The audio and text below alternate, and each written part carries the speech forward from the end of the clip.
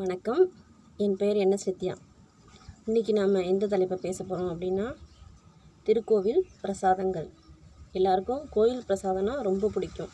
நம்ம எவ்வளோ தான் வீட்டில் சாப்பாடு சமையல் செஞ்சு சாப்பிட்டாலும், இந்த கோயிலில் வரிசையில் நின்று சாமிக்கு நெய்வேத்தியம் படைச்ச அந்த பிரசாதத்தை வாங்கி சாப்பிட்றதுல தான் நமக்கு ரொம்ப சந்தோஷம் கிடைக்கும். எப்படா நமக்கு கொடுப்பாங்க அப்படின்னு வரிசையில் காத்துட்ருப்போம். கொஞ்சோண்டு கொடுத்தாலும் அதை வாங்கி சுவைச்சு சாப்பிடுவோம். அதனால் நாம் கோயில் பிரசாதத்தை ஒருபோதும் க்யூவில் நின்று வாங்கிறத புண்ணியமாக நினைக்கணும். எங்கள் ஊர் கீவலூர்னு சொல்லுவாங்க. அங்கே அச்சலிங்க சுவாமி திருக்கோயில் ஒன்று இருக்குது. அங்கே உள்ள சாமிக்கு புட்டு வடை அதெல்லாம் படையெல்லாம் படைச்சி பிரசாதமாக கொடுப்பாங்க. அது பக்கத்தில் திருவாரூர் இருக்குது. திருவாரூர் தியாகராஜ சுவாமி கோயில்.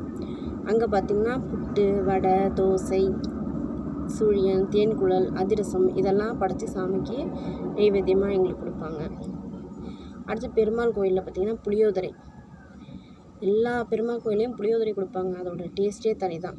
எவ்வளோ தான் நம்ம வீட்டில் அருமையாக செஞ்சாலும் அந்த சாமி கோயிலில் வாங்கி சாப்பிட்ற அந்த புளியோதரைக்கு ஈடு என எதுவுமே கிடையாது.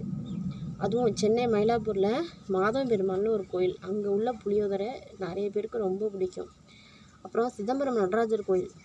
அந்த கோயிலில் சர்க்கரை பொங்கல் முறுக்கு வடை சம்பா கொஸ்து இதெல்லாம் வச்சு படையல் பண்ணுவாங்க. காஞ்சிபுரத்தில் பார்த்திங்கன்னா வரதராஜ பெருமாள் கோயிலில் மந்தார இலையில் உடலை இட்லி அதை சாமிக்கு படைப்பாங்க. காஞ்சிபுரம் இட்லி எல்லாருக்குமே பிடிக்கும். அடுத்து குற்றாலநாதர் கோயில். அங்கே பார்த்திங்கன்னா சுக்கு கடுக்காய் பனங்கருப்பட்டி இதெல்லாம் போட்டு சுக்கு நீர் ஒன்று கொடுப்பாங்க. அது ரொம்ப சுவையாக இருக்கும். திருச்செந்தூர் முருகன் கோவில். அங்கே புட்டமுது கொடுப்பாங்க. பிள்ளையார்பட்டி மோதகம். பிள்ளையாருக்கே நம்ம கொழுக்கட்டை சுட்டு வச்சு படைப்போம். முக்குருணி கொழுக்கட்டை சுட்டு வச்சு படைப்போம். அந்த பிள்ளையார்பட்டி கொழுக்கட்டை பெரிய ஒரு மூட்டையில் கட்டி பெருசாக இருக்கும்.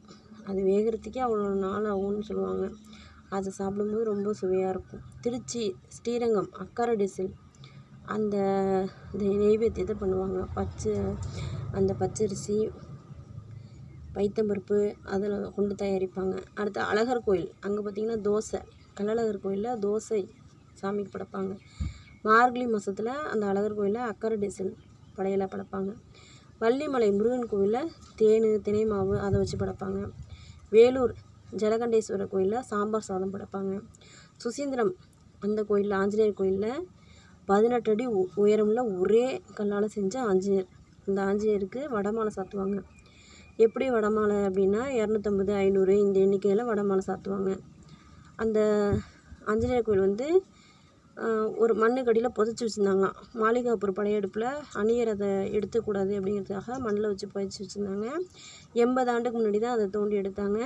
இப்போ பார்த்திங்கன்னா அந்த சாமி தான் பெரிய சாமியாக இருக்குது. அதுக்கு வடமாலை சாத்துவாங்க. அந்த வடையும் பிரசாதமாக கொடுப்பாங்க. சாமி பிரசாதத்தை வாங்கி கோயில்லையே அப்படியே சாப்பிட்டுட்டு வந்துடுவோம். வீட்டுக்கு எடுத்துகிட்டு வர்றது கிடையாது. இப்போ அன்னதானம்லாம் போடுறாங்க. எதுக்காக போடுறாங்க கோயில்லனா, அவங்க புண்ணியம் தேடிக்கணும் கர்மா விலகணும் அப்படிங்கிறதுக்காக தான். அந்த அன்னதானத்தை வாங்கி சாப்பிட்டா நமக்கு கர்மாலாம் வராது. நமக்கு புண்ணியம்தான் வரும். அந்த இலையெல்லாம் சாப்பிட்டுட்டு அப்படியே போட்டு வராமல் குப்பை தொட்டியில் அதுக்காக ஒதுக்கின குப்பை தொட்டியில் போட்டு வரணும். இப்போ பார்த்திங்கன்னா சாப்பாடு மட்டும் தரதில்லை. அவங்க ஒரு தண்ணி பாட்டிலும் தராங்க தாகத்துக்கு. அதையும் அந்த டஸ்ட்பினில் கரெக்டாக போட்டு வந்துடணும்.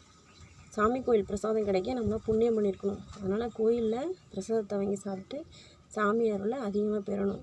இந்த சாமி பிரசாதத்தை சாமியார்லாம் வாங்கி சாப்பிடும்போது அந்த அன்னதானம் போட்டவங்களுக்கு இன்னும் புண்ணியம் அதிகமாகும்னு சொல்கிறாங்க. அதனால் நாமளும் கோயிலுக்கு போவோம்.